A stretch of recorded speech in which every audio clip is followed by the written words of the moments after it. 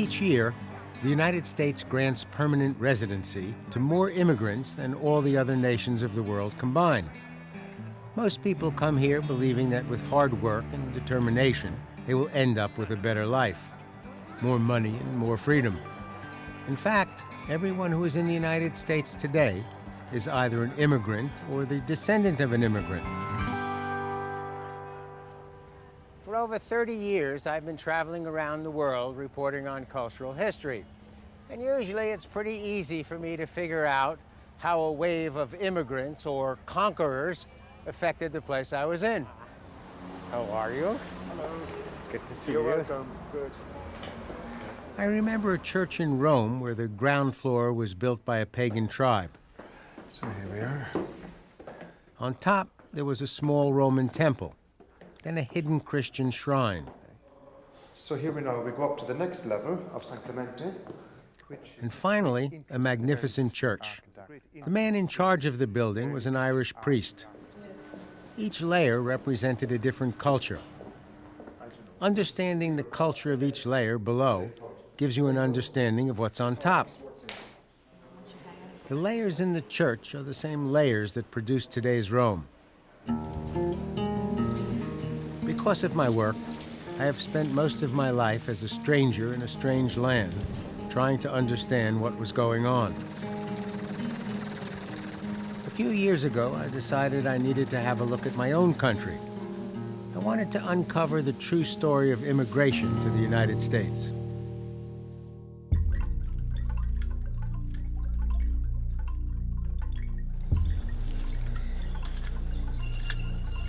Anthropologists tell us that the first people to immigrate to North America came from Asia between 15,000 and 35,000 years ago.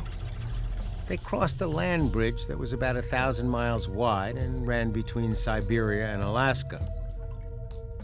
They were big game hunters, following herds that were migrating east. Several genetic studies indicate that our entire Native American population descended from the people of Siberia, and they may have descended from a group of only 70 people. For at least 15,000 years, the Western Hemisphere seemed to have developed without any additional immigration. But in 1492, Columbus's first ship arrived in the Americas, and everything changed. For the next 100 years after the voyages of Columbus, just about everyone who came through North America was an explorer, looking for a way to get rich as fast as he could. Starting in the early 1600s, however, we began to get a group of people who wanted to settle in and make a new life for themselves. And like every group that immigrated to the United States, they came because things were not working out in their old life. If things at home are fine, you stay put. It's when things at home are a problem that you suddenly want to immigrate.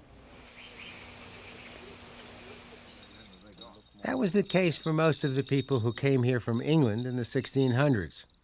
King Charles I, not on my list of nice guys, decided to reestablish the idea that the king ruled by divine right and could do whatever he wanted, especially when it came to religion. About 20,000 people, known as the Puritans, disagreed and moved to what we now call New England. Later in the 1600s, in much the same vein, England's King Charles II gave William Penn a huge tract of land, which eventually became Pennsylvania. The king, who was a little short of cash at the time, owed 16,000 pounds to Penn. Big money. The king offered to pay off the debt by giving Penn some land in the American colonies. The land was actually bigger than England, but it was still a win-win deal. Penn was an aristocrat, which the king liked. But Penn was also a Quaker, which the king didn't like. The Quakers had this idea that a government should represent the needs of all of its people. The king thought that was outrageous, and apparently some governments still do. So the king took Penn and 10,000 Quakers and threw them into prison. The idea that he could satisfy the debt and at the same time ship Penn and the 10,000 Quakers off to the colonies was a no-brainer. There was, however, one serious problem that the king did not foresee. The ideas that came to Pennsylvania with the Quakers were the same ideas that formed the basis of the Declaration of Independence and the American Revolutionary War, which resulted in the king losing his American colonies. Some days you just can't win.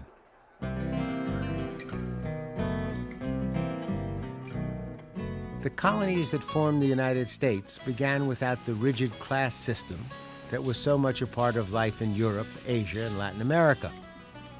Immigrants were attracted to the cheap land, religious freedom, and the chance to improve themselves. Oh, good morning, Mrs. Russell. A chance to escape from the persecution and poverty. In the 150 years before the American Revolution, dozens of different religious and cultural groups managed to find a way of living together in relative harmony. It was a major improvement over the bloody Reformation and Counter-Reformation wars that were ravaging Europe. But not all the immigration was voluntary. Starting in 1619, millions of Africans were taken from their homes and forced into slavery in North America. In 1808, Congress banned the importation of slaves, and that appalling traffic slowly came to an end.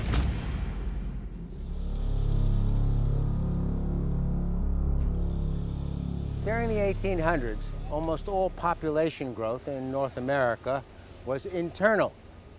High birth rates and low death rates had shifted the population, so almost 98% of it was local born. But during the 1820s, things began to change. That was also the same time that our federal government began to keep track of people who immigrated by boat. And during the 20-year period from 1820 to 1840, immigration increased every year.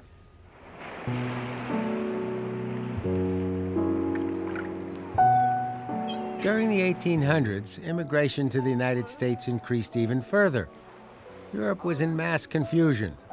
Crop failures, famine, shortages of land and jobs, increased taxation, and disease. Millions of people were heading to America. In 1892, the federal government opened a new immigration center on Ellis Island in New York Harbor.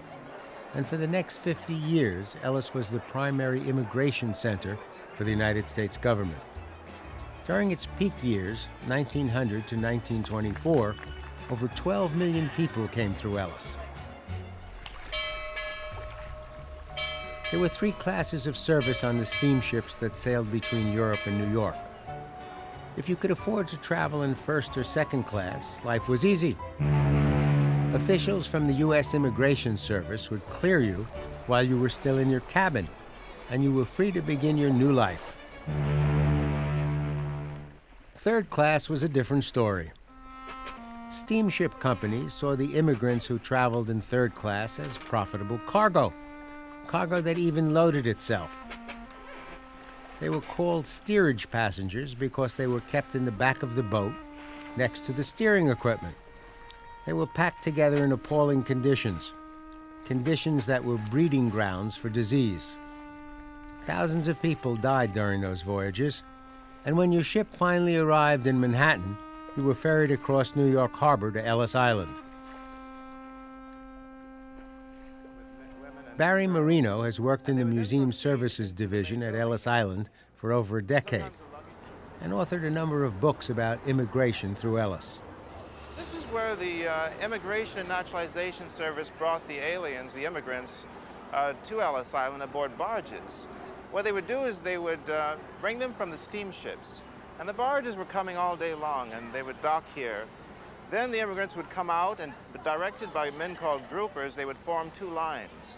One line for men and boys, and the other line for women and girls. So then they would continue into this main building at Ellis Island. This is the registry room.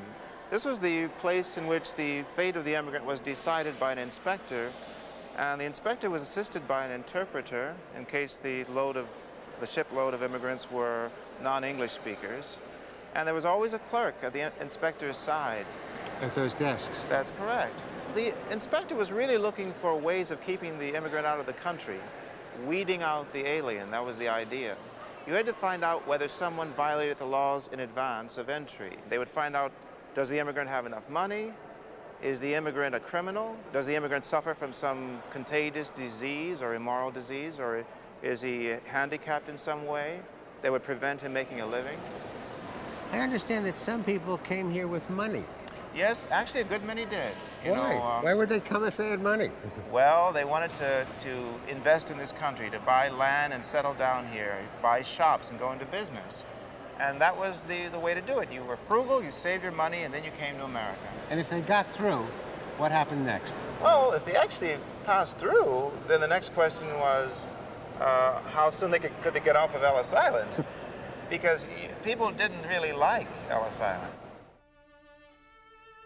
In spite of the fact that Ellis was processing twice as many people as it was designed to handle, the staff did a remarkable job.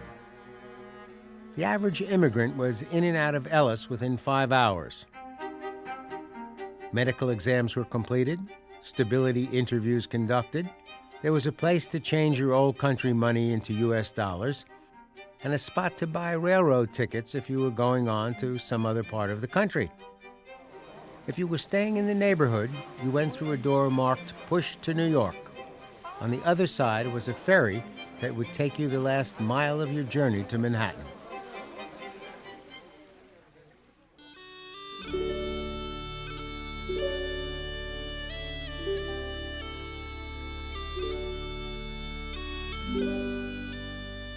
On New Year's Day of 1892, a 15-year-old girl named Annie Moore arrived from Ireland's Cork County and was the first person to pass through Ellis Island. The Irish, of course, have been coming since the colonial period, but their biggest wave was certainly in the 19th century. And their contribution, one of their biggest contributions, was that they arrived in such huge numbers and really shocked America. Forced America to really think about what it meant to be an American. And by being mostly poor from Ireland and Catholic for the most part, they forced America really to rethink what it meant to be American and kind of expanded the definition. America was not particularly pleased with the arrival of the Irish and gradually, over time, it took a couple generations, accepted them as Americans. I mean, you could look at something like the St. Patrick's Day Parade that is held all across the country now. Every year on March 17th, it's a celebration of Irish identity, but it's been copied and replicated by every immigrant group since.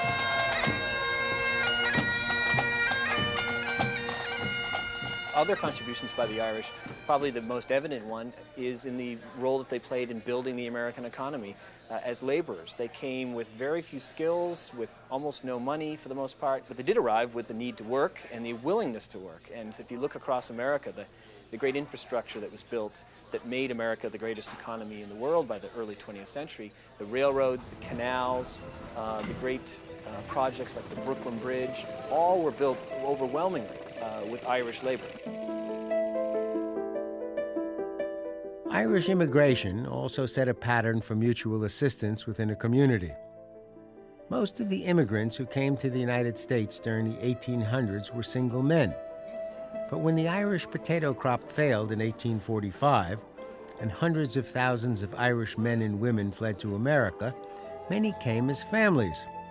And of the others who did not come as families, there are almost an equal number of men as women, which allowed for the immediate formation of more families. Patrick and Mary McGivney were typical of the Irish families that arrived during the middle 1800s. Patrick landed with very few skills and with almost no money. But like most of his fellow immigrants, he showed up with the need and the willingness to work. The McGivneys settled in Waterbury, Connecticut, and Pat became a molder in a nearby brass mill.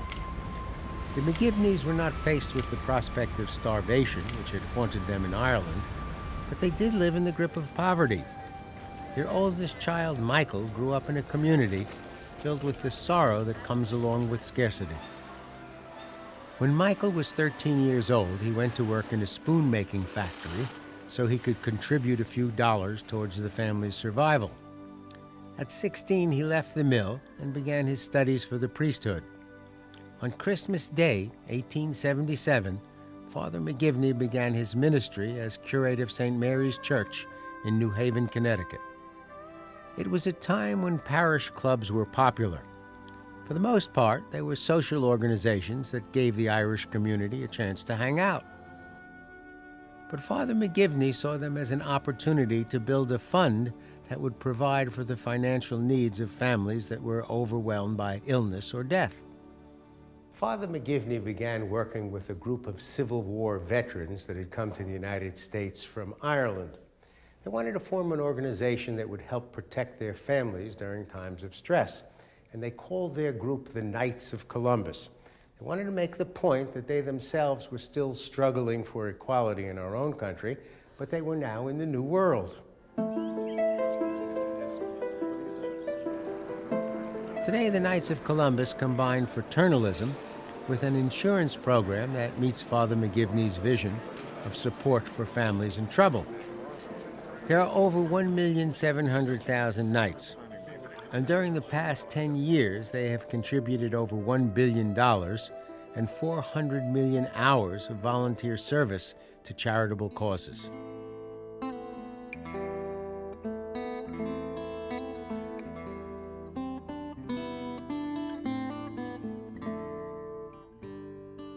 Though the Irish opened Ellis Island for business, they were the second largest group to pass through.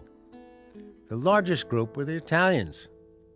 The Italians brought with them, first and foremost, themselves by the millions. And one of their most obvious contributions to America were the millions of people that filled the factories and the work sites, that built the roads and produced the great abundance of the American economy in the early 20th century. These are mostly nameless, faceless people that we don't know anything about, except that they were Italian and that they came to America. But among the millions, there certainly are many very notable ones that do stand out. Probably one of the best examples being Marconi, who invented the wireless set and eventually founded the company that becomes RCA, one of the biggest and most important corporations in the 20th century. Enrico Fermi won the Nobel Prize for his research in nuclear science. You could shift to the arts and look at people like Enrico Caruso, probably the most popular entertainer in the early 20th century, into areas like baseball. New Yorkers would certainly argue, and I think a lot of other baseball fans would agree, that Joe DiMaggio is one of the great baseball players of all time. Yogi Berra, certainly another great one. You could shift to Hollywood and see that Frank Capra, the man who brought such great movies like It's a Wonderful Life to the silver screen. So you have both lots of nameless, faceless people who made their contribution, and then certainly notable ones that stand out. Another major group came from Eastern Europe: Russia, Poland, Hungary, Austria, and Romania. As the 1880s came to a close, Eastern Europe found itself in constant turmoil. Crops were failing. There was agonizing poverty throughout the population, and religious persecution was rampant. During a 50-year period starting in 1875, over 2 million Russians took passage to New York. By 1914, 2.5 million Poles had passed through Ellis. The heyday of Eastern European arrival to America, mostly Jewish, was at the turn of the century, and they were the ones most closely associated with Ellis Island. They come by the millions, largely due to factors in Eastern Europe: persecution, war, famine, and general overpopulation. And they arrive in America at this time, usually going through Ellis Island, and fill American cities. They're very urban people. And they, like all the immigrants before them, make a tremendous mark. Think about the Jewish contribution to the arts. People like everything went from Irving Berlin to the Gershwins. Go back a little bit earlier, late 19th century, early 20th century, vaudeville was probably the most popular form of entertainment in America, and it's overwhelmingly full of Jewish entertainers. The Marx Brothers were originally a vaudeville routine.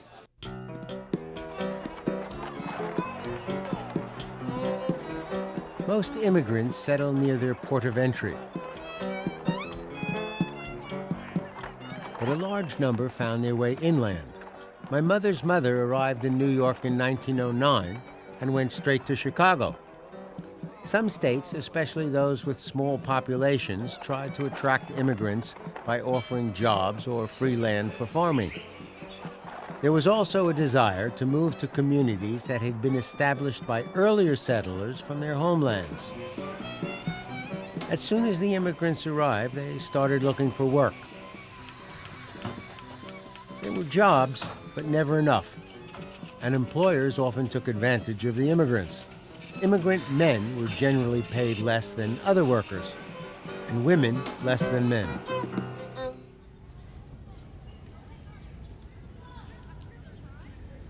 We tend to think that the largest number of immigrants to the United States were either Irish or Italian, but that's not the case.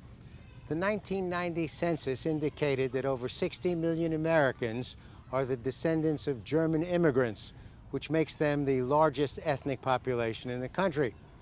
In 23 states, they actually represent over 20% of the population.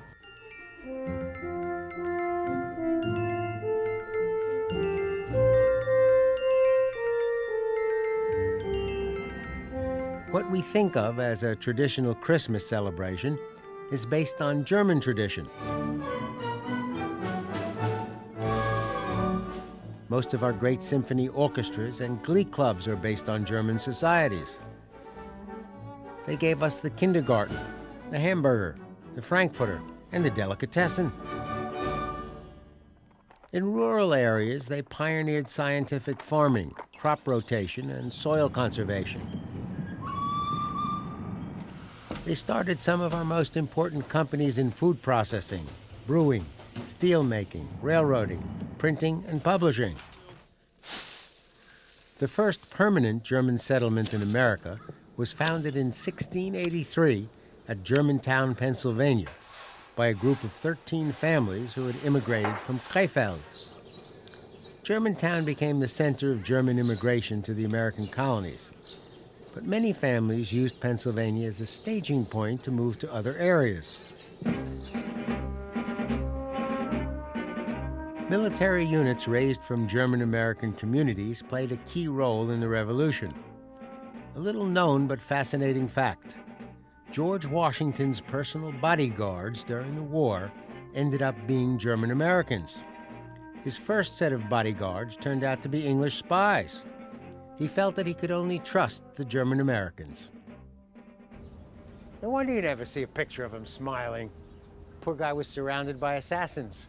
For Travels and Traditions, I'm BURT WOLF. You can watch this program and link to hundreds of other BURT WOLF programs free at burtwolf.com. There's information on how to tour the same places, plus Burt's slightly irreverent take on history and culture. It's all at burtwolf.com.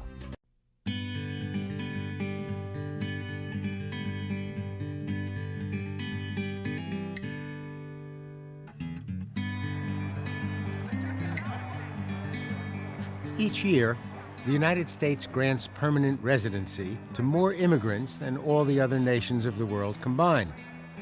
Most people come here believing that with hard work and determination, they will end up with a better life, more money and more freedom. In fact, everyone who is in the United States today is either an immigrant or the descendant of an immigrant. For over 30 years, I've been traveling around the world reporting on cultural history. And usually it's pretty easy for me to figure out how a wave of immigrants or conquerors affected the place I was in. How are you? Hello. Good to see You're you. welcome. Good. I remember a church in Rome where the